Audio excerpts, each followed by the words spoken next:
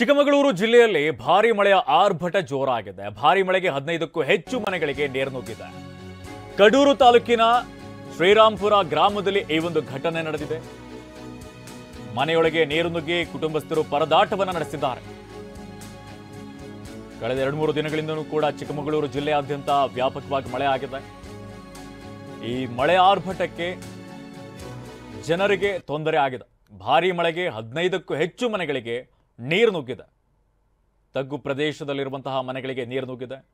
ಮನೆಯಲ್ಲಿದ್ದಂತಹ ದವಸ ಧಾನ್ಯಗಳು ಸಾಮಗ್ರಿಗಳೆಲ್ಲವೂ ಕೂಡ ನೀರಿನಲ್ಲಿ ತೊಯ್ದು ತೊಪ್ಪೆ ಆಗಿದೆ.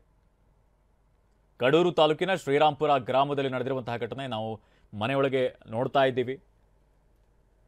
ಕಂಪ್ಲೀಟ್ ಆಗಿ ನೀರು ನುಗ್ಗಿದೆ.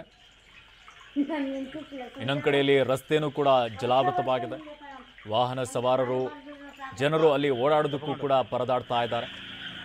ವ್ಯಾಪಕವಾಗಿ ಮಳೆ ಆಗಿರುವಂತಹ ಹಿನ್ನೆಲೆಯಲ್ಲಿ ಹಲವಾರು ಕಡೆಗಳಲ್ಲಿ ಅಲ್ಲೋಲ ಕಲ್ಲೋಲವೇ ಸೃಷ್ಟಿಯಾಗಿದೆ.